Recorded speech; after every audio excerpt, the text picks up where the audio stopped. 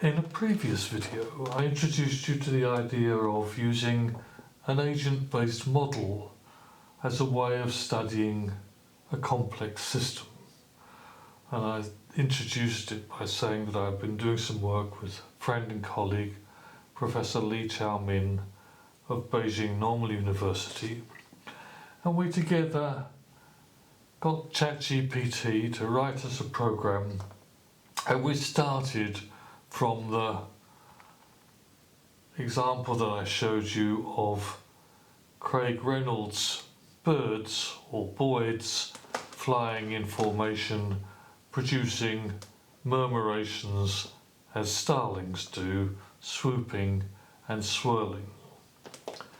And what we wanted to do was to use such a system as a metaphor for the nation.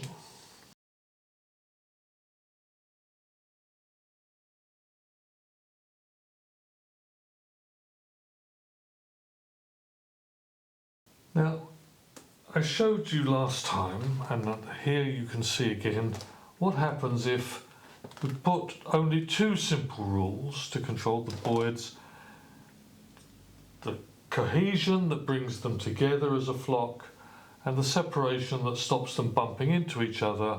We get this disorganized movement starting from a random initial conditions.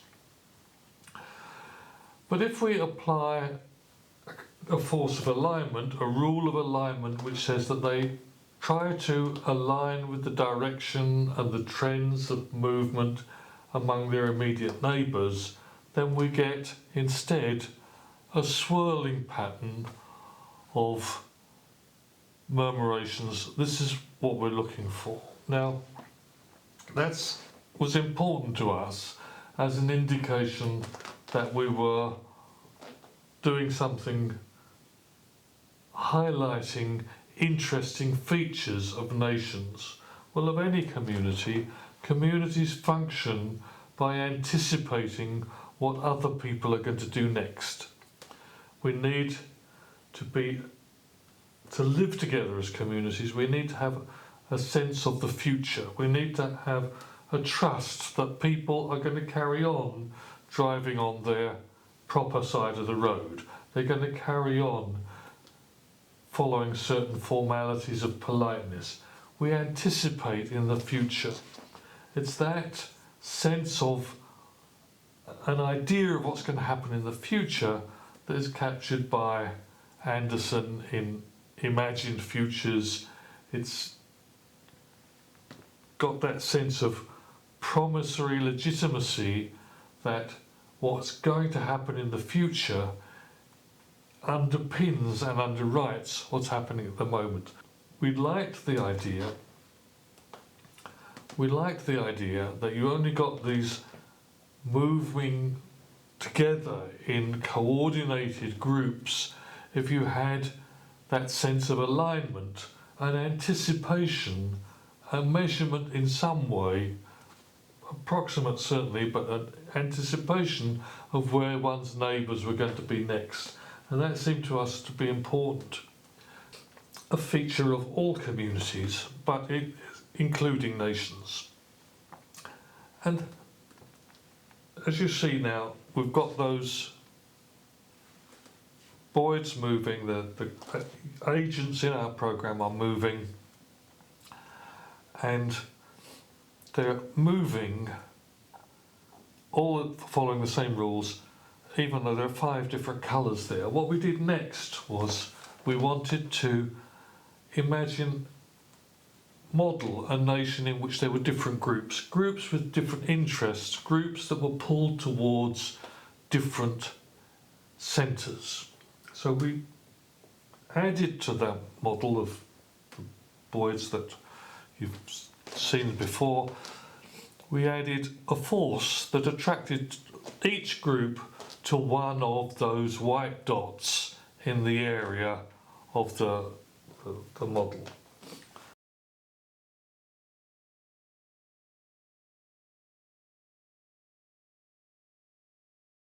The yellow boids are attracted towards the upper left-hand dot. the orange towards the upper right-hand dot, the greens to the dot at the top, the centre, and the red and blue respectively to the bottom two dots. And when we apply that force, a force of attraction to the centres, each colour is attracted to the centre of its own interest, but between them, each other, they behave to each other indifferently. So a yellow Boyd and a green Boyd avoid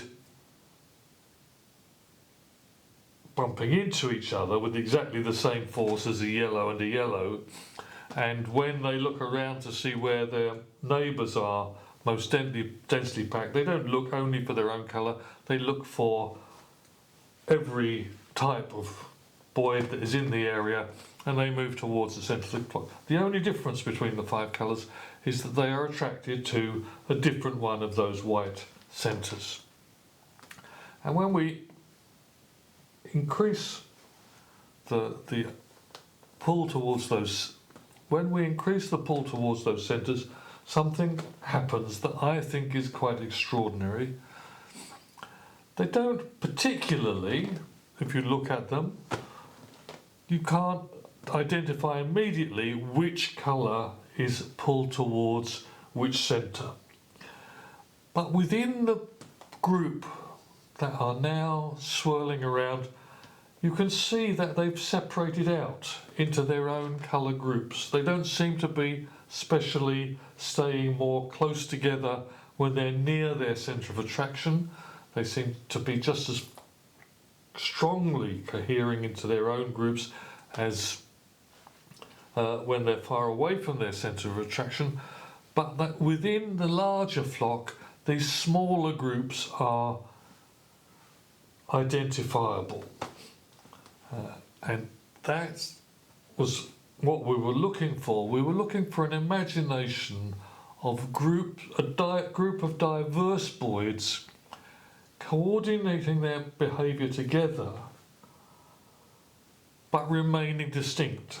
And that seemed to us to be a much healthier, much more satisfying model of a nation than of a nation imagined as a group of homogeneous individuals who are all sharing the same attributes. So that's the first thing. We noticed that the complexity model gives us a new insight, a new metaphor for the nation, or as a collection of diverse agents who are attracted to different things, but who nevertheless manage to coordinate their behaviour and act as a whole flock while being differentiated within that flock. Now, as we increase the pull towards the centre, again, this time the stronger force towards the centre is being applied. It's not obvious, looking at this, that they're more separate. They're perhaps even more concentrated and coordinated together, but still they're separating out. It may be rather difficult to see the Boyds overlap, but if we zoom in and have a look at a magnified section of that pattern, you can see that within the grouping, different colours separate out, that they are attracted to different centres, but their behaviour changes over the whole screen. It's not only when they are close to their centres of attraction that they behave in this collective way. And now if I increase the attraction towards the centres again, this time you will see quite clearly, as they settle in their motion, they will focus on each group will centre on its own centre of attraction, and gradually they will settle down into a pattern where they don't interact any longer. They are separated out. And you might call this a equilibrium situation where none of the agents has any incentive or any interaction that would make it move away from its own centre. So that what you've seen here is a model. Certainly it's a model. You never want to confuse a model with the real thing. We're trying to model the nation. We'll then go and take our insights from the model and go and look at actual complex systems and see whether actual systems exhibit those features that we've seen. If there's no separation, no pull towards the different directions, the groups completely intermingle, then we might call that the melting pot model of the nation, where diverse individuals mix together in an indistinguishable way. As we increase the attraction to some values, perhaps a religious, a language, a humanitarian objective, a value, a cultural value, some source of difference, as we increase that separation, the different groups separate out slightly, but they separate out quite distinctly within the overall pattern. They're not at first, as the force of separation increases, they're not at first separated from each other completely. They carry on coordinating, and if anything, that force of attraction to their different values may cement together the group even more strongly. And then only as we increase that attraction to the separate centres more do they separate out and become distinct groups that no longer have any integration. And now it will be of interest to us to go and look at individual cases to see how that works in real settings where the nations exhibit that intermediate behaviour where there are separate values of different communities, but they still manage to coordinate together and don't show no obvious distinct attraction to their own centre, even though within the larger grouping they are quite distinct. But so those features we could look and see whether they occur in nations. That will have us looking for something different than we would have been looking at if we'd had a view that the nation was entirely homogeneous and had to be seen as if the nation is a flattening out of standardising of different people's values and connections. So this is a way of conceptualising nationhood in terms of complexity. We looked at the literature, and a number of authors in the past have suggested that we look at using complexity theory to study the interaction of groups. It's not been easy to see how that could be done. The increasing availability of computer power now makes it possible, and artificial intelligence helps with the coding so that we can create agent-based models, and we can look and study complexity in a very practical way, making sure never to confuse the model with the actual thing.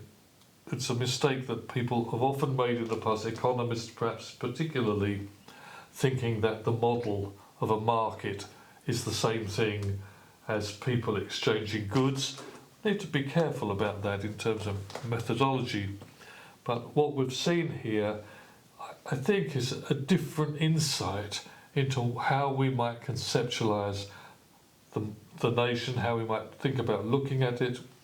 And if you found it interesting, if you're thinking, oh yes, but these groups were all the same size, what would happen if one of those groups was bigger? And we were talking about minorities, how do minorities interact with the majority?